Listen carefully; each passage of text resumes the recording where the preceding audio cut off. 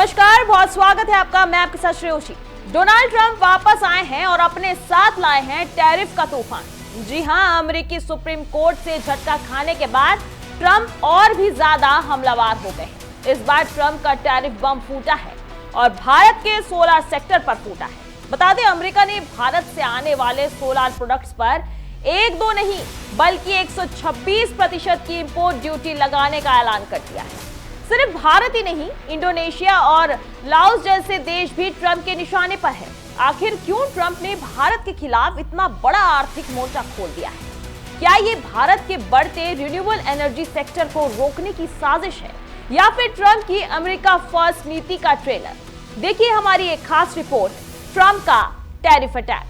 Trump की जिद दुनिया के बाजारों में हड़कंप। सुप्रीम कोर्ट में रेसिप्रोकल टैरिफ पर मिली हार का गुस्सा अब भारत जैसी राजनीतिक साझेदारी पर निकलने लगा है। अमेरिकी विभाग ने भारत से आने वाले सोलर उत्पादों पर 126 का प्रारंभिक शुल्क टोक दिया है। यानी अब भारतीय सोलर पैनल अमेरिका में दुगनों से भी ज्यादा महंगे हो जाएंगे।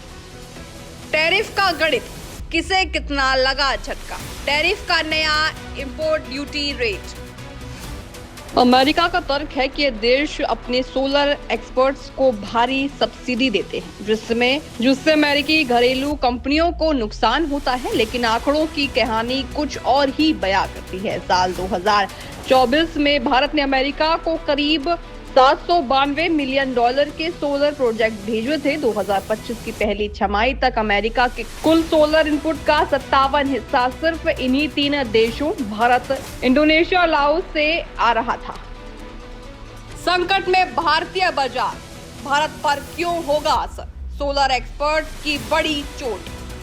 ट्रंप की यह टैरिफ नीति केवल एक टैक्स नहीं बल्कि उन देशों के लिए चेतावनी है जो अमेरिकी बाजार में अपनी पकड़ मजबूत करती है। जानकारों का मानना है कि इससे न केवल भारत का नियत प्रभावित होगी बल्कि खुद अमेरिका में सोलर प्रोजेक्ट्स की लागत बढ़ जाएगी, जिससे वहां के ग्रीन एनर्जी लक्ष्य पीछे छूट सकते हैं।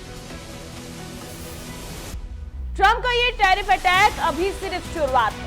10% से शुरू हुआ सफर अब 126% तक पहुंच गया। अब सवाल है कि क्या भारत इस पर जवाबी कार्रवाई करेगा या फिर वॉशिंगटन और दिल्ली के बीच कोई नया ट्रेड डील इस आग को ठंडा करेगा? फिलहाल सोलर इंडस्ट्री के लिए ये वक्त किसी बड़ी चुनौती से कम नहीं है। आपकी क्या राय है?